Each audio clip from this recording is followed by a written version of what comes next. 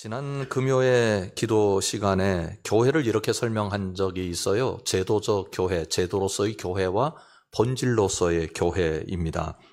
제도로서의 교회는 우리가 잘 아는 교회입니다. 우리가 지금 현실로 경험하고 있는 교회죠. 예배당이 있습니다. 조직이 있고요. 직분이 있고요. 예배 내용을 담는 예배 순서가 있고 그리고 행정이 있습니다. 그러면 본질로서의 교회는 무엇인가 하면 이 모든 것을 다 벗겨내고 남은 것을 의미합니다. 제도로서의 교회는 여러분들이 잘 아시는 것처럼 AD 313년에 출발되었습니다. 콘스탄틴 대제가 밀라노 칙령을 통해서 교회를 제도화시켰죠. 그 이전에는 물론 제도로서의 교회 모습을 갖춰가기 시작하는 과정을 밟고 있었던 것도 사실입니다.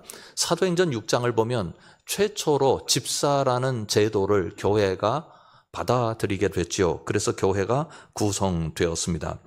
그런데 오늘 주신 말씀은 이런 차원에서 매우 중요한 의미를 갖는 건데, 집사라고 하는 최소 단위의 제도 이전의 교회에 관한 이야기를 하고 있습니다. 다시 말하면 제도로서의 교회 모습은 전혀 없는 본질만 가지고 있는 교회의 모습을 소개합니다. 그런데 우리가 여기서 하나 따져볼 게 있습니다. 제도로서의 교회 그리고 본질로서의 교회 중에서 제도를 전혀 갖추지 않은 본질만 가지고 있었던 교회는 허약한 교회였는가? 아닙니다. 제도로서의 교회보다 훨씬 더 강하고 담대했고 하나님의 역사가 온전하게 일어나게 되었습니다. 그런 의미에서 본질로서의 교회를 깨닫는 것이 중요한데 오늘 주신 말씀이 그것을 그대로 보여주고 있습니다. 42절을 한번 보십시오. 그들이 사도의 가르침을 받아 서로 교제하고 떡을 떼며 오로지 기도하기를 힘쓰니라. 이 말씀은 42절 말씀이에요. 그런데 문단 나누기의 성경 상황을 보면 43절부터 47절까지를 한 문단으로 묶고 있습니다. 그러니까 대개는 그렇게 설교 본문을 정하는 법입니다. 그런데 제가 일부러 42절과 그 다음을 붙였습니다. 왜냐하면 42절은 이 땅의 교회 탄생의 모습을 가장 선명하게 보여주고 있는 말씀이고 42절이 이 땅의 하나님의 역사의 한 획을 긋는 사건을 드러내고 있는 말씀이기 때문입니다. 그래서 42절에 의하여 43절 이하의 말씀들이 결정되었다고 볼 수 있습니다. 그러면 42절은 어떤 의미를 갖는가? 이 땅에 초유의 사건이 일어났습니다. 성령 강림 사건입니다. 오순절 사건이죠. 그런데 이 오순절 사건이 초유의 사건이라고 말씀드리는 이유가 있습니다. 오순절 이전에도 성령의 사건이 일어났습니다. 그런데 이 성령의 사건은 두 가지로 제한됩니다. 특별한 사람 그리고 특별한 상황. 모두에게 성령의 역사가 나타나는 건 아니에요. 특별한 사람들에게만 나타납니다. 언제나 성령의 역사가 나타나는 게 아닙니다. 특별한 상황에서만 나타났습니다. 그래서 지금도 성령의 역사를 이야기하는 분들 중에서 특별한 상황이나 특별한 사람, 어떤 탁월한 존재에게만 일어나는 역사로 성령을 제한시키는 경우가 있습니다. 그러나 그것은 성경을 잘 알지 못하는 겁니다. 물론 특별한 상황과 특별한 사람에게 나타났다는 기록들은 수없이 많이 있습니다. 그 대표적인 예로 세례 요한의 탄생 때 그랬습니다. 누가복음 1장 41절과 1장 67절 두 군데의 말씀을 보면 엘리사벳이 마리아가 문안함을 들음에 아이가 복중에서 뛰노는지라 엘리사벳이 성령의 충만함을 받아 엘리사벳만 성령 충만했고요. 나머지는 성령의 역사와 무관하게 살고 있었어요. 그뿐만 아니라 1장 67절을 보면 그 부친 사가랴가 성령의 충만함을 받아 예언하여 이르되 이렇게 말씀하고 있습니다. 사가랴 외에 다른 사람들은 성령의 충만함과 관련이 없었습니다. 사가랴만 그런 거예요.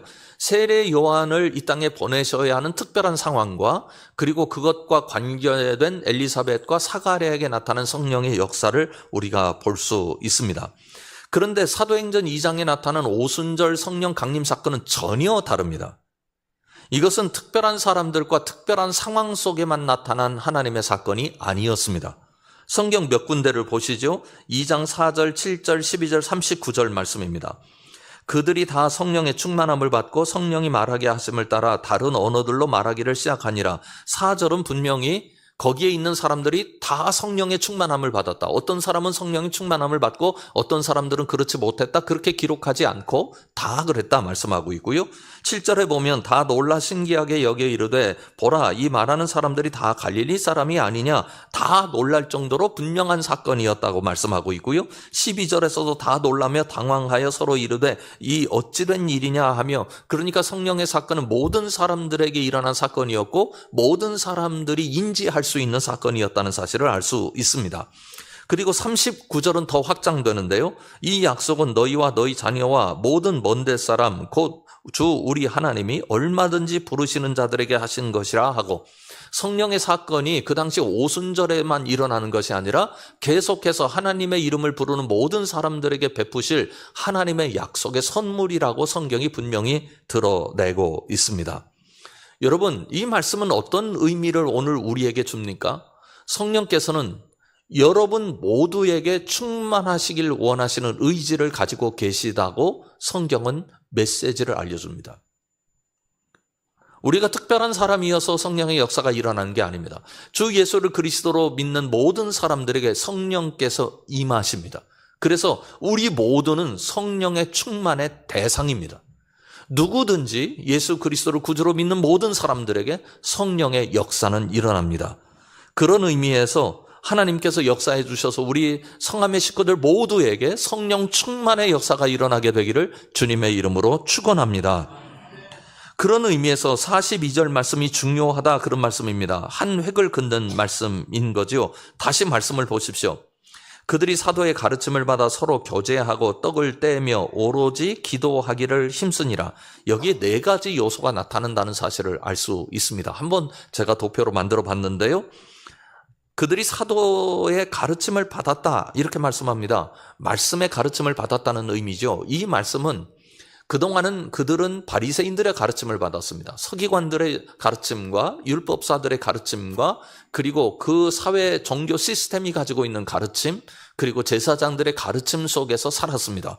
그런데 이제 성령 충만한 사람들이 우리는 그런 가르침대로 사는 게 아니라 예수 그리스도의 가르침대로 살겠습니다. 말하자면 가르침 받는 경로를 한쪽은 차단하고 한쪽은 열어놓은 것입니다. 그러면 예수 그리스도의 가르침을 누굴 통해서 받아낼 수 있습니까? 예수님의 제자들인 사도들을 통해서 가능했습니다. 그 가르침을 받으면서 그들에게 세 가지 역사가 일어나죠. 첫째는 그들이 교제합니다. 교제라고 하는 특별한 상황이 벌어진 거예요. 두 번째로는 떡을 떼고 있었습니다. 떡교제가 이루어진 것입니다. 여기서 떡교제라는 말은 식탁 공동체가 이루어졌다 그 말입니다. 서로를 가족으로 여기는 식탁 공동체가 생겼다 그런 얘기고요. 오로지 기도하기를 힘쓰니라 말씀하고 있는데 기도의 교제가 일어나게 된 것입니다. 그러면 성령의 역사 때문에 생겨난 이 초유의 공동체, 이 공동체의 가장 두드러진 특징은 하나님의 말씀을 받아서 어떤 방식으로든지 교제하는 공동체였다. 그렇게 성경이 정의하고 있습니다.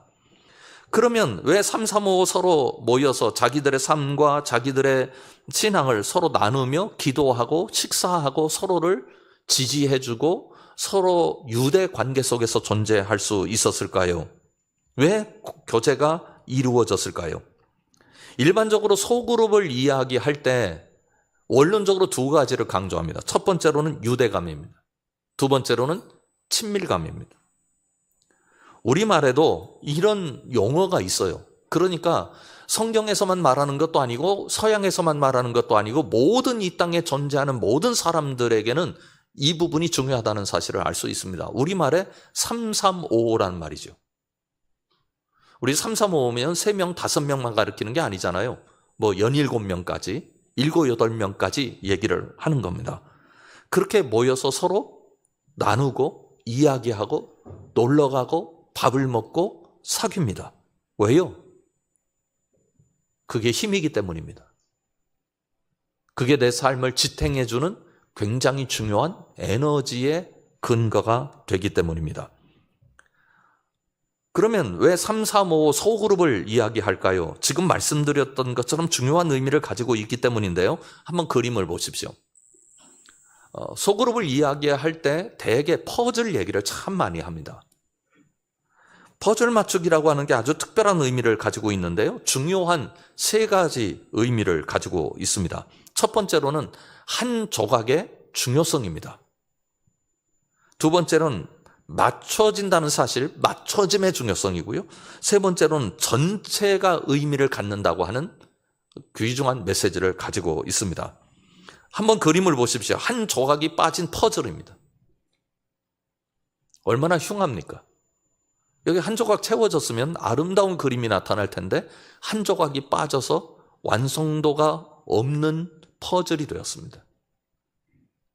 소그룹에서 한 사람은 독립적으로 매우 중요한 가치를 가지고 있습니다. 이 사람 없으면 안 되는 거예요.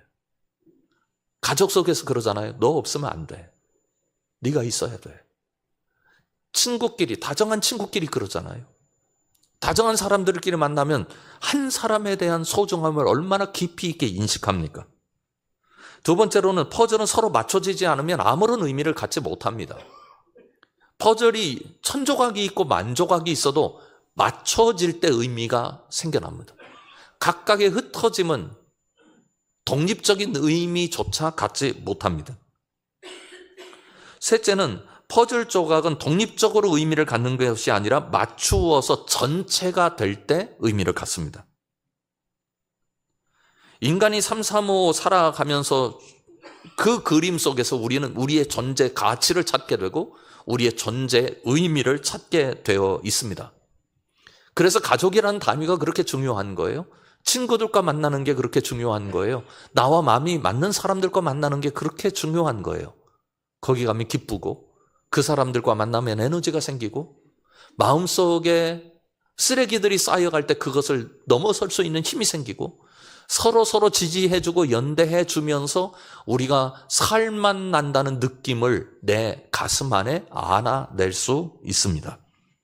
그런데 하나님의 백성이 그렇습니다. 바로 신앙이 그렇습니다. 성령의 역사가 일어납니다. 성령의 역사를 통해서 교회가 세워졌는데 교회는 각각 독립적으로 성령을 경험한 사람들의 공동체가 아닙니다. 모두가 함께 성령을 경험했습니다. 너도 경험한 사건이고 나도 경험한 사건입니다. 그래서 똑같이 성령을 경험한 사람들이 공동체를 이루어서 같이 경험한 성령의 역사를 삶 속에 받아냅니다. 그것이 그 받아냄의 그릇이 바로 교제였습니다. 성령께서 어떻게 만져주고 계신지, 성령께서 나의 삶에 어떻게 다가오셨는지, 그리고 성령께서 나를 지금 어떻게 이끌고 계신 건지를 깨달아 알게 되고 그것을 서로 나누면서 격려하게 되고 지지해주고 연대해주고 함께 기도하는 공동체를 이루어 가게 된 것입니다. 교회는 본질적으로 개인으로 존재하는 게 아니라 공동체로 존재합니다. 최근에 미래에 대한 연구가 참 활발하게 이루어지고 있습니다. 교회 안에서도 교회 미래에 대한 연구가 이루어지고 있고 일반 사회에서도 사회 미래에 대한 연구가 이루어지고 있습니다. 왜냐하면 미래를 조망하기가 너무나 어려운 시대에 살고 있고 미래에 대한 두려움이 온 세계에 가득하기 때문입니다. 그런데 교회를 연구하든 사회를 연구하든 연구자들의 공통적인 결론이 하나 있어요. 그건 뭐냐면 소그룹입니다. 교회가 이 땅에 의미 있게 그리고 힘 있게 존재할 수 있는 방식은 소그룹이라고 결론을 냅니다. 뿐만 아닙니다. 사회적으로도 나를 지지해주고 나와 유대감을 누리고 친밀감을 누리는 공동체가 나에게 있을 때 건강하고 가치 있는 행복한 미래를 열어갈 수 있다고 판단합니다. 왜 그럴까요? 하나님께서 그렇게 만드셨습니다. 사람을 그렇게 만드셨고 교회를 그렇게 세우셨습니다. 오순절 성령의 역사로 말미암아 태어난 교회는 그 본질 자체가 공동체적이었습니다. 한 청년이 제게 문자 메시지를 보냈어요. 그 내용을 그대로 여러분들에게 읽어드리겠습니다. 어제 서로에게 다가가서 기도하는 시간이 주어졌을 때 대화해 본 적이 전혀 없는 여성분께 다가갔습니다. 짧았지만 손잡고 기도하는 그 시간이 너무 행복했었습니다. 그 시간을 통해 성암교회 모든 구성원이 그리스도 안에서 한 가족이라는 사실을 다시 한번 느꼈습니다. 만나 뵌 적은 있지만 서로 이야기를 한 번도 섞은 적이 없어요. 그러나 한 그리스도 안에서 한 공동체 되었음을 생각하고 함께 서로 손잡고 서로를 위해서 기도할 때 주께서 둘을 묶어주시는 경험을 하게 된 것입니다. 이것이 교회입니다. 이해와 용서와 연대와 친밀함은 우리 신앙의 가장 기초적인 토양입니다. 그럴 때 거기에 성령의 역사가 일어나고 성령의 역사는 우리로 하여금 그런 토양을 가지고 살아갈 수 있도록 우리 삶의 그릇을 견고케 하시는 놀라운 선물로 나타납니다. 사랑하는 성암 식구 여러분, 우리 서로 지지해주고 서로 연대하고 서로를 격려해주고 서로에게 기도의 동지가 되어서 서로 그렇게 함께 존재할 때 하나님의 역사가 우리 교회에 충만하게 나타나고 내 삶에 충만하게 나타날 것을 확신하시고 그렇게 삶을 세워가시기를 주님의 이름으로 축원합니다. 서로 교제를 통해서 믿음을 지킨 사람들에게 어떤 역사가 일어났습니까? 43절 이하는 42절의 말씀이 어떻게 구체적인 현실로 드러나게 되었는가를 우리에게 밝혀줍니다. 한번 보시겠는데요. 43절 이하의 말씀입니다. 사람마다 두려워하는데 사도들로 말미암아 기사와 표적이 많이 나타나니 믿는 사람이 다 함께 있어 모든 물건을 서로 통용하고 또 재산과 소유를 팔아 각 사람의 필요를 따라 나눠주며 날마다 마음을 같이하여 성전에 모이기를 힘쓰고 집에서 떡을 떼며 기쁨과 순전한 마음으로 음식을 먹고 이렇게 말씀합니다. 그런데 이 말씀은 42절을 확대시켜 놓은 말씀입니다. 제가 42절 다시 한번 우리 같이 읽어볼까요? 어떤 말씀인지요? 다 같이 시작. 그들이 사도의 가르침을 받아 서로 교제하고 떡을 떼며 오로지 기도하기를 힘쓰니라. 아멘. 이 말씀이 어떻게 구체적인 현실로 나타납니까? 한번 보십시오. 제가 도표를 만들어 봤습니다. 사도들의 가르침을 받는 가운데 그들은 예수 그리스도의 놀라운 권능을 깨닫습니다. 여러분, 하나님께서는 개인에게 권세를 주시지 않았습니다. 하나님께서는 교회에게 권세를 주셨습니다. 베드로에게 분명히 약속하셨지요. 그래서 사도들이 모여서 교회 가운데 존재하면서 하나님의 권능이 나타나는 것을 경험합니다. 그리고 서로 교제하게 되었지요. 재산과 소유를 팔아서 각 사람의 필요를 따라 나눠주는 물건을 서로 통용하는 놀라운 역사가 일어났습니다. 이건 그 당시에 운동이 아닙니다. 여러분, 우리가 재산 다 내놓읍시다. 그리고 재산 나눠 가집시다. 필요한 대로 사용합시다 하는 사회적 운동이 아니었습니다. 교제하니까 성령께서 역사하시고 교제하는 사람들의 마음속에 다 감동하셔서 이 일을 누구도 반대하지 않고 함께 할 수 있는 영적인 토양이 생기게 되었기 때문에 일어난 현상입니다.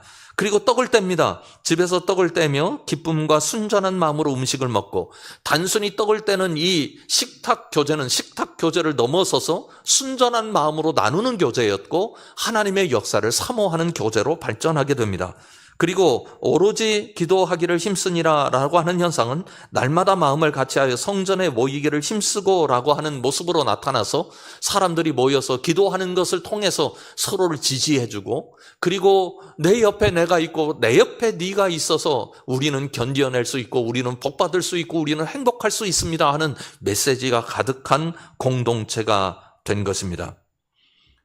우리 교회가 셀이라는 이름으로 구역이 개편됩니다. 그래서 우리 모여서 서로 연대하고 친밀함을 누리고 하나님의 말씀을 통해서 기도를 통해서 교제합시다라고 여러분들에게 제안합니다. 교회가 제도화되었습니다. 그래서 제도화된 교회가 이렇게 발전해서 2000년 역사를 이루었습니다. 그런데 전 세계 교회가 흔들리고 있습니다. 왜요? 제도는 강해졌는데 본질이 빠져나가기 시작했기 때문입니다.